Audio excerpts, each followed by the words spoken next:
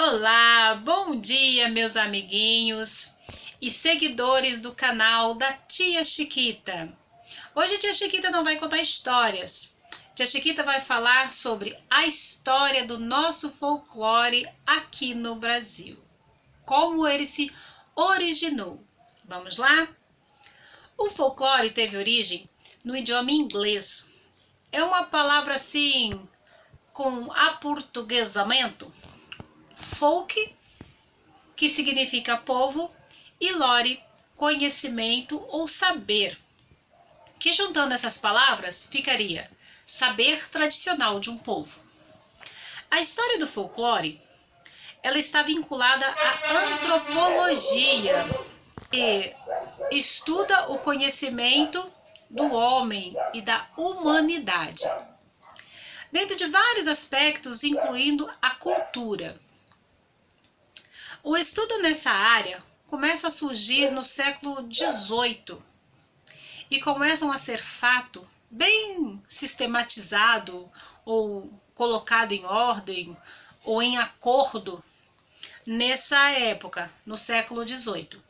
O primeiro e mais importante nesta forma foram os irmãos Grimm e John Harry. Um nome francês. Foram os primeiros a fundar uma instituição surgida com base nas pesquisas do folclore, a Sociedade do Folclore, que foi criada em Londres em 1878.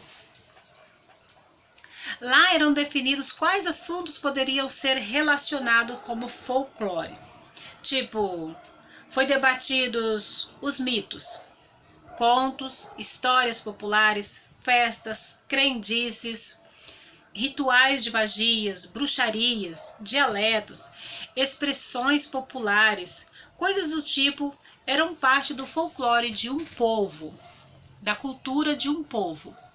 A partir daí, os estudos sobre o folclore ganharam um forte impulso e se espalharam pela Europa e os Estados Unidos. Aqui no Brasil, demorou a chegar. Alguns nomes foram muito importantes para o estudo desse tema.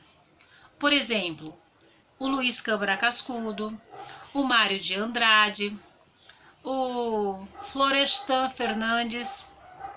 Mas o primeiro evento foi em 1951. O primeiro Congresso Brasileiro do Folclore foi organizado no Rio de Janeiro.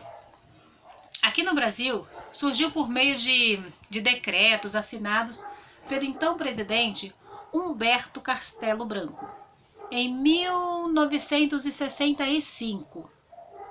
Esse foi o decreto número 56.747, assinado no dia 17 de agosto de 1965.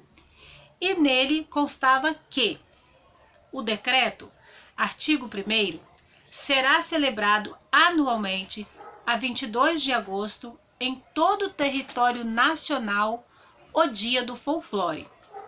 Por meio desse decreto, oficializou-se a comemoração do folclore brasileiro em 22 de agosto.